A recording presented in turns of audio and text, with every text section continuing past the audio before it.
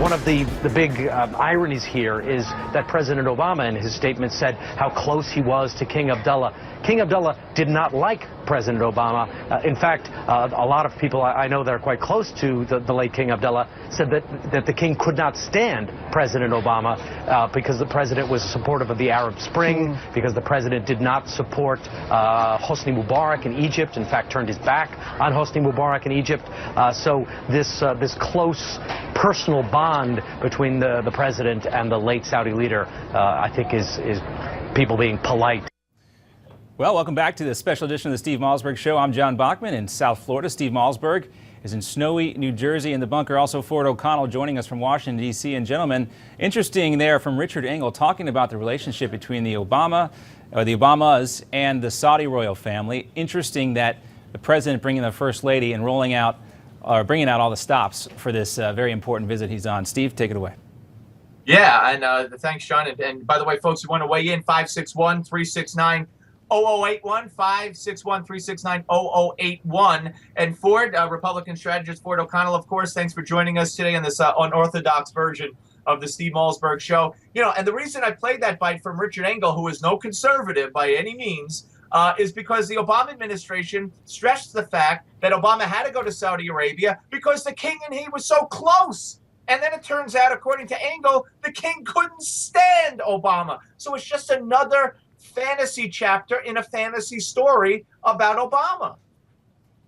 Well, you're absolutely right, Steve. This is the smoke and mirrors Obama foreign policy, and sadly it's going to come back to haunt the U.S. regardless of which party the next president comes from. But it's not just Saudi Arabia. We have this same problem in Europe. We have this problem with Israel. This guy has made the U.S. standing in the world far weaker, and unfortunately our allies don't trust us. And when we want them to do something, or we want them to focus on a certain actor, whether it be jihadist terrorists or Russia, they're going to look at us and they're going to laugh. And unfortunately, President Obama has weakened our standing around the world, and this is just another example of it.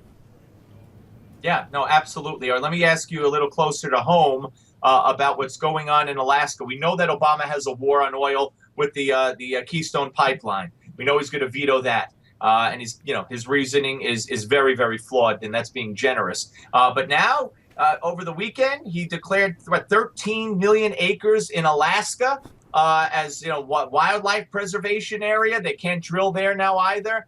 This is all part of what he's about, and he's going to continue this, I fear, this war on coal, this war on oil, this war on any kind of energy that we're used to, traditionally speaking, for the next 2 years.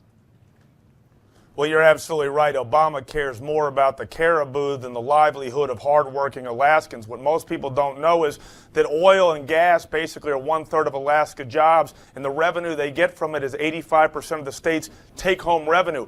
Basically, President Obama wants to squeeze the oil industry out of Alaska, and what he's really doing here is he's running an end around Congress and basically wants to shut off these two lands and hope that as the Saudis drive down oil prices, Arctic drillers aren't going to care about the irregular Alaska pipeline, and there's a small loophole in the law that says if Arctic drillers aren't using the Alaska pipeline, it has to be taken down. This is President Obama pushing his progressive environmental agenda ahead of American jobs and, worst of all, energy security, because if those prices go up because the world market sets those prices, not the U.S., it's going to be the U.S. that pays it probably a decade from now.